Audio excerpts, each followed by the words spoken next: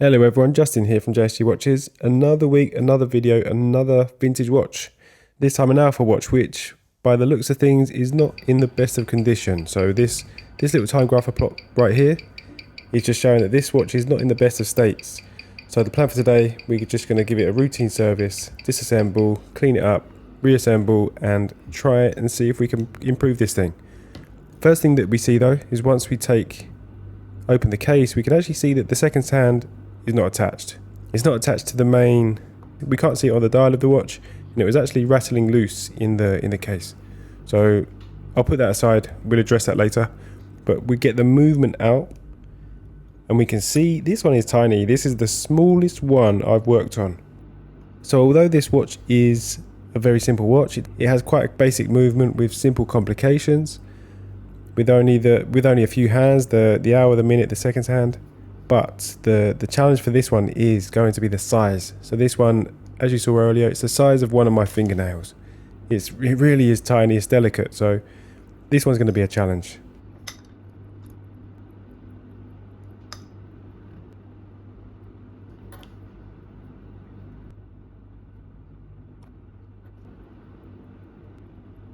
But now we got the movement out of the case. We got the hands off and the dial off of the movement. And I'm just looking at the colour in there. The colour in there on the green background didn't look so nice. So I'm going to switch to a black background, I think.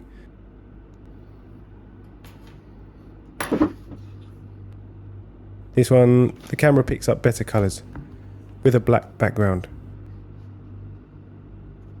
First things first, I am going to wind the watch down and I'm going to get rid of any stored energy in the mainspring. So I just did that by pulling the click aside and letting the crown unwind gently through my fingers. Once we've done that, we can be safe that there's no power in the watch, and I can take off this balance wheel. So the balance is quite a delicate part of the watch. I just don't want to damage it, so I'm just going to take that off now, because it would be quite easily to just, whilst I'm flipping the movement from one side to the next, it would be quite easily to maybe put my finger on that balance wheel and damage it in some way, maybe damage the pivots, which we don't want. We're trying to make the watch run better, not trying to make it run worse. So I'm just taking precaution.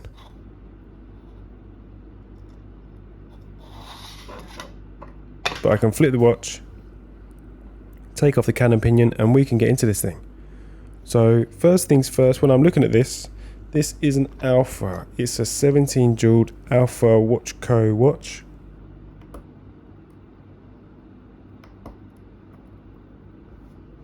And the first thing that stands out to me is the colour. The colour of this thing is, I like it a lot. I know a lot of the Omega watches have this similar colourway. The colour really stands out, and it's the way it's just shining in the light. I really like it. It's just a shame that the colour of the movement of this watch looks so nice, but once it's in the case, like most watches really, once they're in the cases, you don't get to see it, because the case covers it up and then the dial covers the front. So it's only when you open the watch that you actually get to see some of these nice movements inside. Enough about the colour. Let's continue with this disassembly.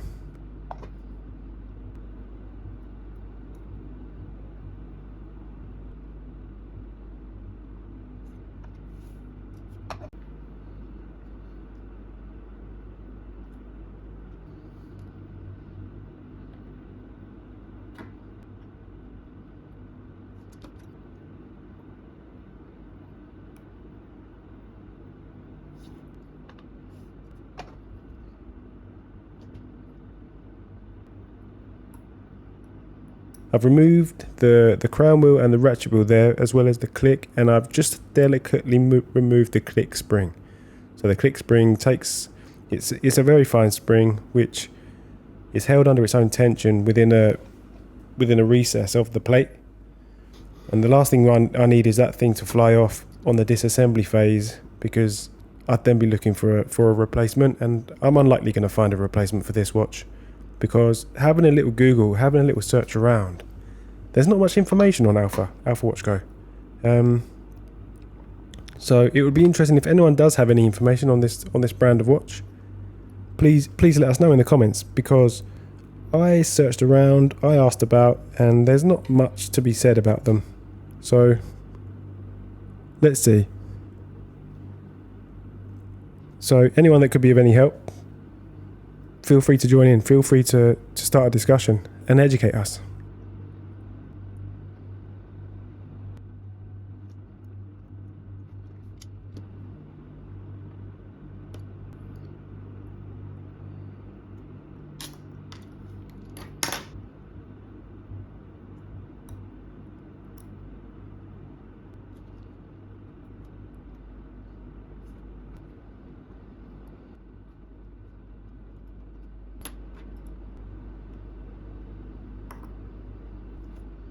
Disassembly going well so far. We're now onto the train of wheels, and we've got this train bridge on the top. It's held down with 2 screws, and it's actually got 3 jewels in this one plate.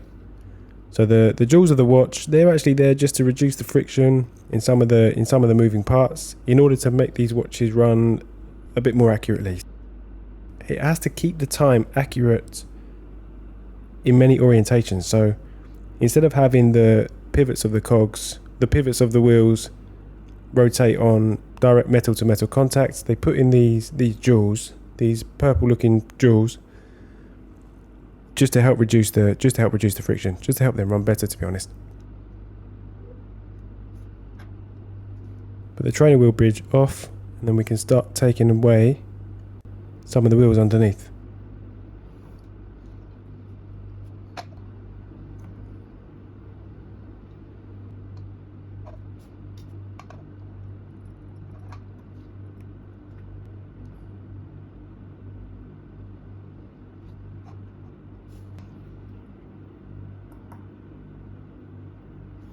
So the first one I'll remove is the barrel.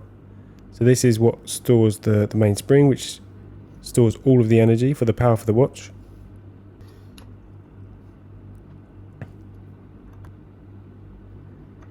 And we have an escape wheel bridge here. So this one's actually, and I like this design. So in some watches, the bridges on some watches are quite complicated and fiddly to put back. So although this one jumped away at me, it is just one. It's quite difficult to align.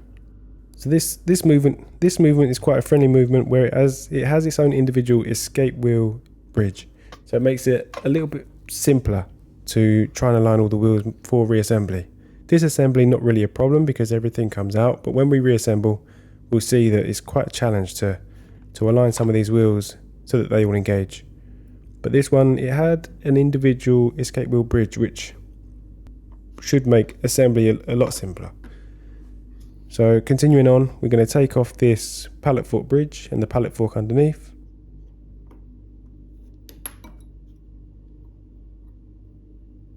Like so. And you'll see that every screw I remove, I tilt it to the side, and I'm just giving it a little look. Because in a watch, you would be surprised how many different types of screw there are. Different pitch thread, different lengths, different diameters. It would be a lot simpler if all the screws were of the same size, but there's so many different screws within a watch. You do have to keep note and keep tabs on which screw goes where, because you can't really get these mixed up on the reassembly.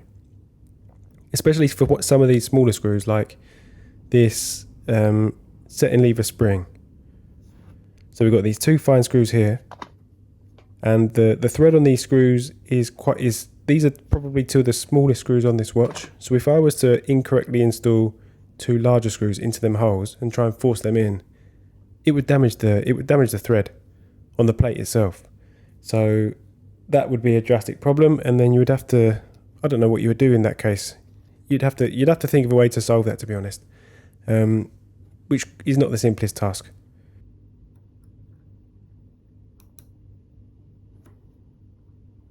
So everyone I remove, I just give them a quick look, just to make sure that when I piece the thing back together, because it's like a puzzle, when I piece it back together, everything goes back where it come from, just to make sure that there's no unnecessary damage.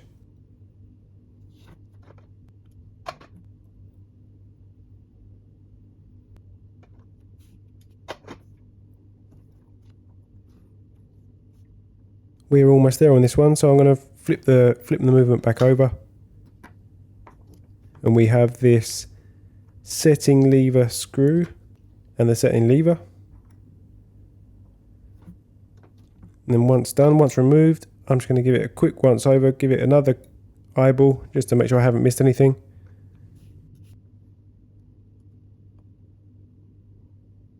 And we can see on this one, we've got the movement number stamped on the main plate itself. It says 970. So if you was ever curious as to what movement this one is, you could do a quick search on the movement number and it should give you all the information. But disassembly complete. And once we lay the components out, this watch a very simple watch. So next step, I'm going to put this thing under the microscope and we can see there was the movement number that stamped AS970. So that's where you could get the information. If you needed to find a replacement for some parts or know the dimensions or anything like that, you could just Google that movement number. But looking at this thing, under the camera it looked quite clean, it looked quite nice, but under the microscope we can see there's a lot of dried up oil. This thing clearly hasn't been serviced in a long time. So that's the aim, that's what we need to do today. Moving on, we've got the barrel and the main spring. So someone commented in the last video, did I remove and service the main spring? Yes, I did, but I just didn't put it in the video. I try and keep these videos to around 30 minutes, just so they are manageable. But in this one, I'll keep this one in. So we take the main spring out, we just inspect the barrel, and then we can continue onto the cleaning. So as mentioned in all my previous videos, due to where I live and inability to get some of the professional cleaning solutions, I'm currently using a 3-stage cleaning process. Everything runs through this ultrasonic cleaner. The first stage uses lighter fluid just to degrease the components. The second stage uses an IPA. And then the third sequence is another clean solution of IPA just to give all the components a rinse.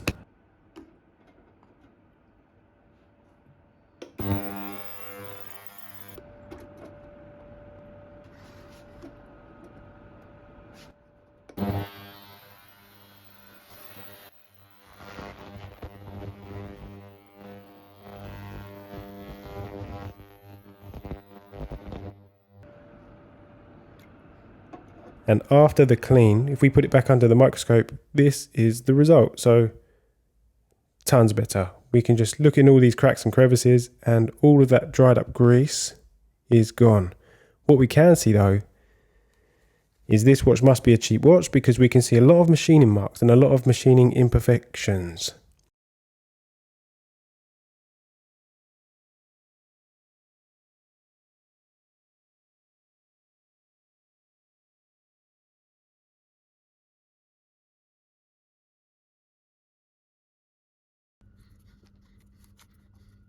I'm going to be unable to change it with the current tools I have.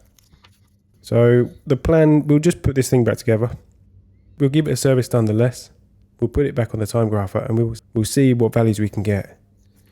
But that jewel, to get this thing running tip top again, that's definitely going to need to be replaced sometime in the future.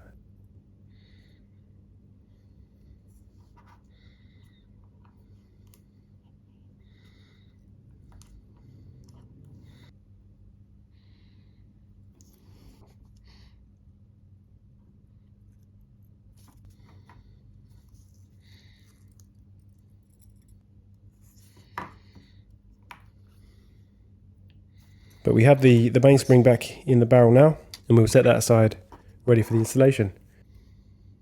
And we can start with reinstalling the train of wheels. So we've got an escape wheel, second wheel, third wheel and a fourth wheel. And as mentioned earlier, normally when we reassemble these, a lot of these wheels normally fall under one bridge, which makes it very difficult to align the pivots because the pivots are very small. They're sub 1 millimeter. They're tiny. They would be easily damaged if any one of them wasn't aligned, especially for the escape wheel. So the escape wheel pivots are typically one of the smallest. So having its own bridge just reduces the risk of misaligning the pivots when we install these bridges back.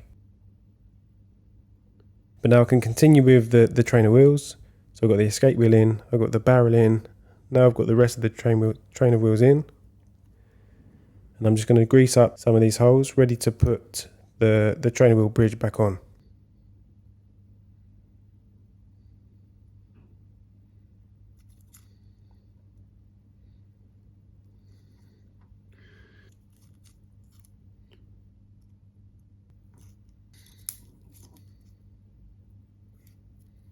So that screw there is actually the setting lever screw.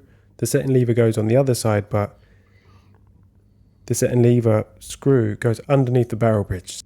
So that screw needed to go on first so that this bridge could go on, and that we wouldn't need to disassemble it again and reinstall it again later when we install the setting lever. So the barrel bridge held in position with 3 screws. One good thing about this movement is that all the bridges do use the same type of screw. That's not the same for every movement, but this one, there was some form of standardization on the screw choice for the bridge fixings. But you'll see here, as I mentioned about aligning the train of wheels and the pivots in the jewel holes, I just got my loop out there so the loop was like a 4x magnification, just so I can visually see that the pivots are where they should be. So what I'll do is I'll lightly tack down these screws. This train bridge is held down with 3 screws as well. So once it's lightly tacked down, I'll give it another check. So I'm going to rotate what I'm looking for is that the power runs from the main barrel all the way through to the escape wheel, just to ensure that all of them wheels are connected. And as we rotate the barrel, we can see that the escape wheel also rotates, which is exactly what we want to see. So in all honesty, for me, installing the train of wheels and installing that train bridge and the escape wheel bridge, that's the part that makes me most nervous, because that's the part where I feel I could most likely damage something, and damage something beyond repair, which is not what I want to be doing. So once that's done, and once I can see that everything's engaged and everything is tightened down, the rest of the install is actually relatively pain-free, especially when we move on to things like the motion works, the keyless works. Everything there is quite robust, in the sense that there's nothing that could be easily damaged, not like the pivots on a lot of the wheels. Then after that, we've got the crown ring and the crown wheel gone on, and now we've got the click spring. So the click spring I've held down with this rubber tipped. I've got this rubber tip for my tweezers, which I put on the end of one of my screwdrivers, just to make sure this spring doesn't fly off. And I'm just going to check the spring engages and returns back to its neutral position once pressed, which all looks good. So we can continue and put the ratchet wheel back in place to hold everything down.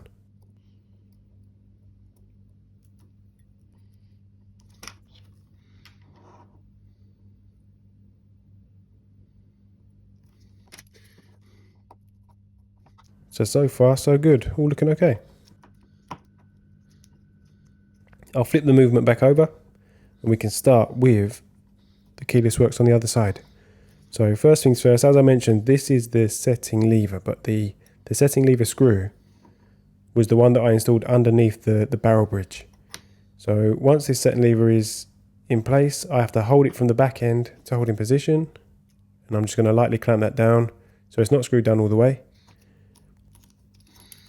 But that setting lever screw, once screwed down all the way, is what will hold in the winding stem. So I'm just going to leave it loose for now, just so I can install the winding stem later on, and then clamp that down to keep everything in position.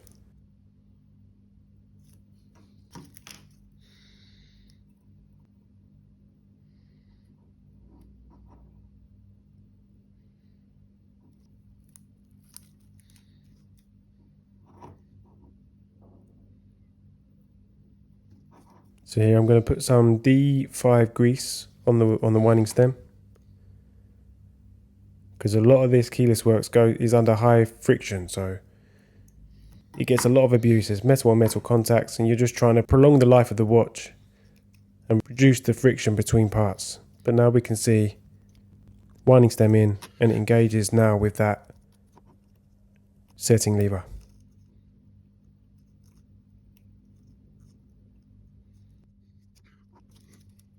On some of the smaller posts, I'm using an HP 1300 grease. So this one is more for intermediate friction, not for heavy friction, high friction, more for sort of medium friction parts.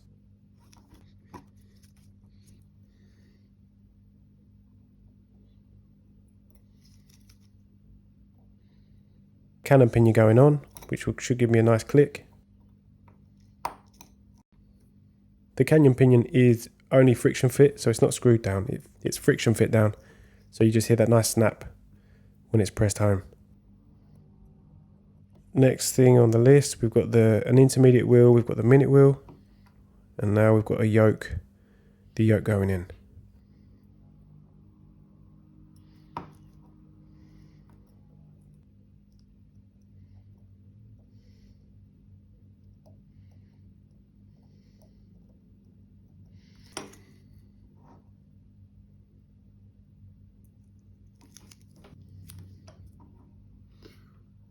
After the yoke is in, the final thing I'm going to put in is the yoke spring. So I like to put the yoke spring in last, after everything else has been installed, because these springs, they as mentioned before, they are held under their own tension, so they'll be quite easily knocked, and if they're knocked, they will fly out, and it'd be very difficult to find it. So once the yoke spring's in, I'm just going to put this setting lever spring directly on top, just so that if that spring was to fly off, at least something is holding it down, and I'd have a higher chance of finding it, to be honest.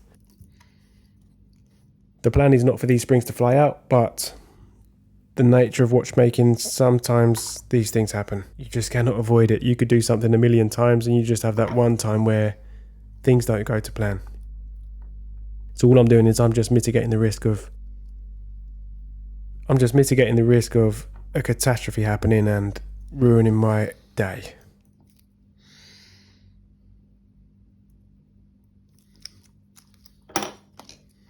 But everything installed now, everything looks to be engaging. So if I pull the crown out, everything was looking good, everything was engaging, and we can flip the movement back over. We can resume with installing the pallet fork and the pallet bridge. Once these are in position, again I'm just going to give them a look with my loop just to make sure that everything is aligned, because I don't want to screw this screw down and damage the pallet fork. Because the pallet fork, again, it's got very fine pivots, so if you damage or bend one of them, this watch would be a write-off, it just wouldn't run.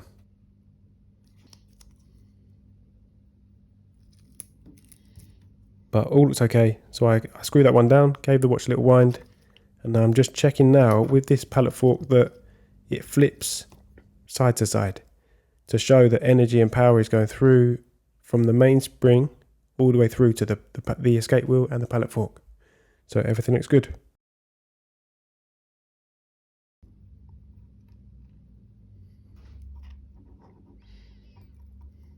On to the exciting part.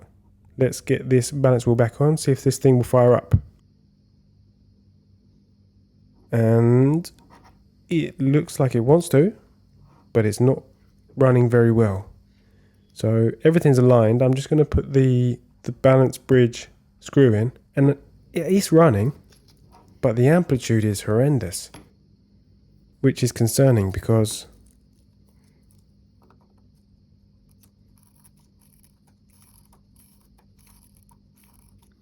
I've given the watch a little wind just to give it a full wind, and again it's just stopped now. So it runs, it's just not running very well. I don't know whether this could be because of that jewel, whether that cracked jewel has affected it, and maybe by cleaning the movement I've exposed that crack, and maybe it's just too much friction in some areas. So I'm just checking here with the regulating arm just to make sure it's not a hairspring issue. But as you see, if I adjust that left to right, there's no real change. It's still running slow. The amplitude looks very low. So what I'll do, I'll continue oiling some of the jewels. So I'm just using some HP 1300 on some of these jewels, just to try and reduce some of the friction within the watch. And as I've done that, the balance wheel's picked up, the amplitude has come up, but it just doesn't look great. It's going fast, slow, it's not very stable. So I'm unsure. We're just gonna plow on. We're gonna continue oiling some of these jewels, and then we'll put it on a time graph and see what the actual value is. But yeah, concerning, I'm not too sure what's going on here, because you can see still, even though we've oiled both sides now, the balance wheel, the amplitude looks low, but it's not consistent. It seems to be quick, slow, quick, slow. So I've got another jewel to remove here. So this one's an end stone for the balance wheel on the dial side.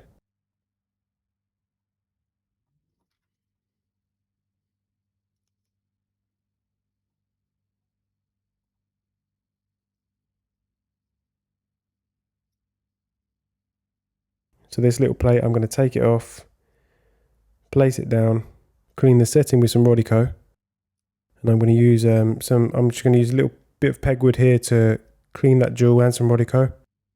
Then I'm just going to put a small bead of oil on this end stone and refit it. But yeah, if this doesn't fix it, I'm not sure. We'll have to do some more searching to try and find the root cause.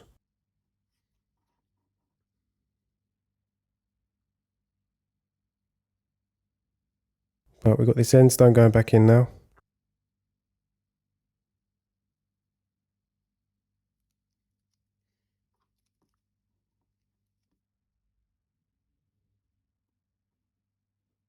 And I'll flip the movement over and let's have a look. Let's see what's happened.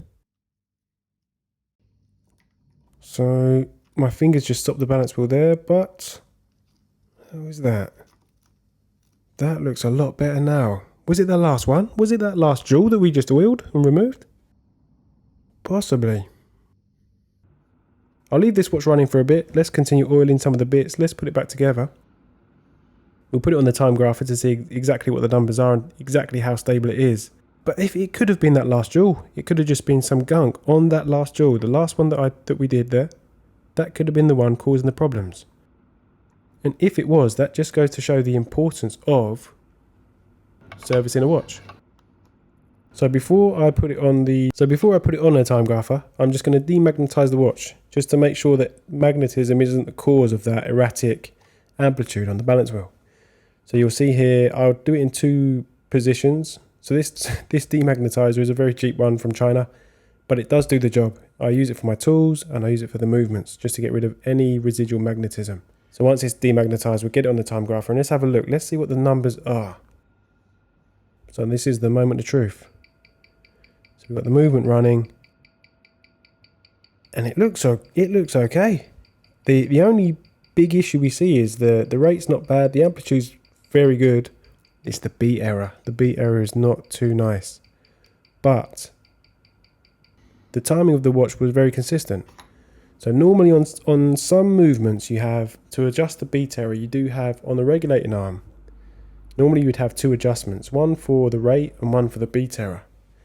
But on this movement we only have one arm to adjust, and that arm only adjusts the rate of the watch. So the rate was okay. He was looking at about -5 seconds a day, which to be honest is quite good for a watch of this age, as well as this isn't an expensive watch. It's not running too bad, but in order to adjust the beat error, that relates to the impulse jewel on the balance wheel not sitting central between the banking pins for the pallet fork. So in order to do that, again, I don't have the tools for it. So I'm going to need to spend a bit more money and buy some more tools, aren't I? Like every watchmaker in the world. But what we'll do is we'll crack on. We'll just continue with the reassembly of the watch. It's running a lot better now than it was before. This watch, I'll need to revisit it in the future just to try and adjust that beat error once I have the tools.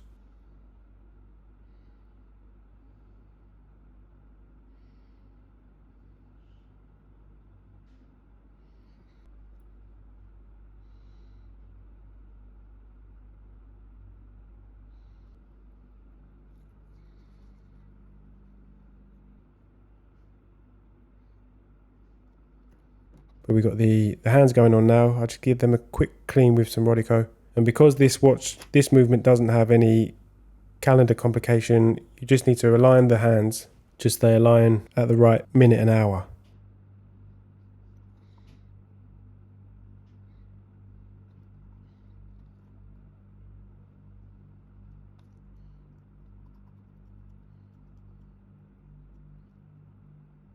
So now the final hand going on, the seconds hand.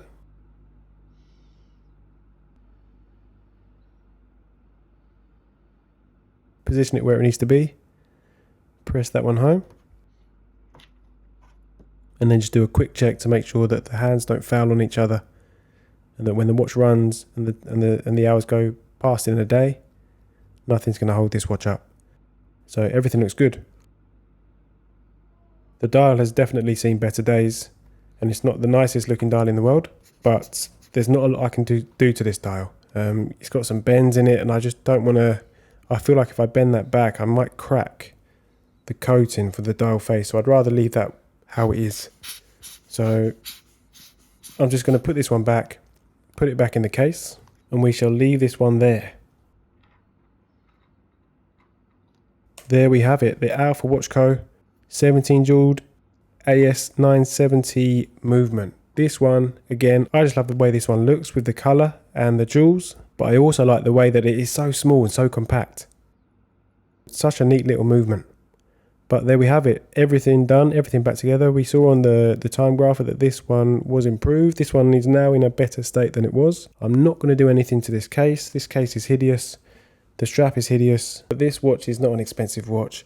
If I was to service and replace these, then they would probably amount to more than what the watch is worth. So thanks for coming along. I'm going to leave this one here and call this one a success. This watch is now running far better than when we first got it on the bench. So thanks for coming along. I hope you enjoyed the video. Please subscribe if you haven't already, and I shall keep you updated when the next one will be coming out. Thanks again and take care. See you soon.